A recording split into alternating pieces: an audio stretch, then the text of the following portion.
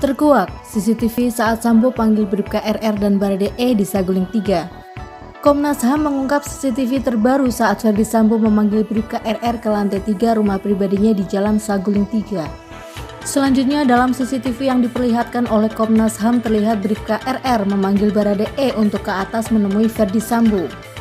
Hal ini diungkapkan Komnas HAM pada 1 September 2022. Menurut Komisioner Komnas HAM Khairul Anam, Sambo memanggil Bribka RR dan Barade E untuk mengetahui apa peristiwa yang terjadi di Magelang. Apa yang terjadi dalam peristiwa Magelang? Yang salah satunya kalau kita kenal itu saudara Baradae. Jadi saudara Baradae disuruh naik ke atas, ditanyain apa yang terjadi di Magelang, dipanggil ke lantai 3. Yang satunya juga begitu, ADC yang satunya dipanggil ke atas, ditanyain apa yang terjadi di Magelang. Kalau yang sudah beredar di publik, di titik itulah ya menanyakan apakah kamu mau menembak. Jadi itu posisi video ini harusnya memang menjadi satu spektrum yang penting dalam konstruksi peristiwa. Tapi dalam video yang beredar, yang itu menjadikan satu narasi, ini tidak ada. Kejamnya Ferdi Sambo, jenazah Brigadir Joshua dibiarkan 1 jam terkapar usai dieksekusi. Dalam fakta terbaru terungkap ternyata jenazah Brigadir J dibiarkan tergeletak usai dibunuh di rumah dinas Sambo di Duren 3. Itu setelah Komnas HAM mempublikasikan foto jenazah Brigadir J yang tertelungkup di bawah tangga pada 22 Agustus 2022 lalu. Itu sebelumnya sudah dibeberkan Komnas HAM, namun saat itu Komnas HAM tak mau mempublikasikannya kepada publik dengan alasan tertentu. Foto tersebut terekam CCTV tepatnya 1 jam setelah Brigadir J dieksekusi. Foto itu merupakan kondisi jenazah Brigadir J kurang dari 1 jam setelah penembakan. Foto ini diambil tanggal 8 bulan Juli 2022. Kata Komisioner Komnas HAM Khairul Anam, Kamis 1 September 2022, dalam foto itu tampak Brigadir J sudah bersimpah darah. Di bawah celana korban yang berwarna biru itu juga tampak berlumpuran darah. Komnas HAM sendiri telah menyerahkan 3 poin hasil penyelidikan dan pengawasan kasus pembunuhan Brigadir J. 3 poin itu dituangkan dalam laporan rekomendasi untuk diserahkan kepada Mabes Polri. Sementara itu, Komnas HAM serahkan rekomendasi dalam kasus pembunuhan berencana Brigadir Joshua kepada Polri setelah lakukan penyelidikan independen.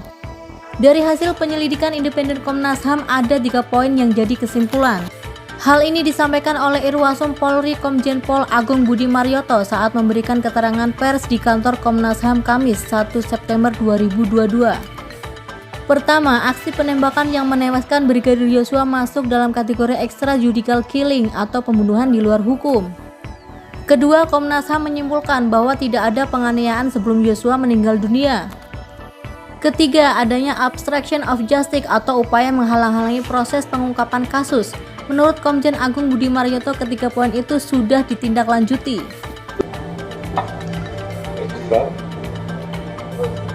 Extrajudicial killing biasa, tapi kalau dikombinasi dengan pasal 34. Yang kedua, rekomendasi Komnas HAM saya saja semuanya ya menyimpulkan tidak ada tindak pidana kekerasan ataupun penganiayaan. Itu yang kedua. Yang ketiga, dari rangkaian pembunuhan tersebut adanya kejahatan atau tindak pidana obstruction of justice yang kebetulan oleh penyidik tim sus juga sedang dilakukan langkah-langkah penanganan terhadap tindak pidana obstruction of justice. Sementara itu, info terbaru perkembangan kasus Brigadir J disampaikan Menko Polhukam RI, yaitu pelaku atau terduga pelaku utamanya sudah ditemukan. Pelaku atau terduga pelaku utamanya sudah ditemukan, yaitu dijadikan tersangka Sambo, Ferdi Sambo. Saya sebagai Menko Polhukam dan Ketua Kompolnas yang bertugas menjalankan perintah Presiden untuk mengawal dan mendorong agar kasus ini dibuka secara terang, ingin menyampaikan beberapa hal sebagai berikut. Pertama, pemerintah mengapresiasi Kepolisian Republik Indonesia, Polri, khususnya Kapolri Bapak Listio Sigit Prabowo yang telah serius mengusut dan membuka kasus ini secara terang, khususnya di dalam cara pelaku utama yang dulunya ragu mencungkil bayi dari perut yang sedang berkontraksi dan membahayakan sang ibu, tapi berhasil dengan operasi sesar. Malam ini provisiat untuk Pak Listio Sigit dan tim sus, para jenderal bintang 3, bintang 2, dan bintang 1 dan seterusnya ke bawah. Saudara, kapan mantan Kadif Propam Polisi FS sebagai tersangka beserta 1 orang bintang dan tamtama serta 1 orang sipil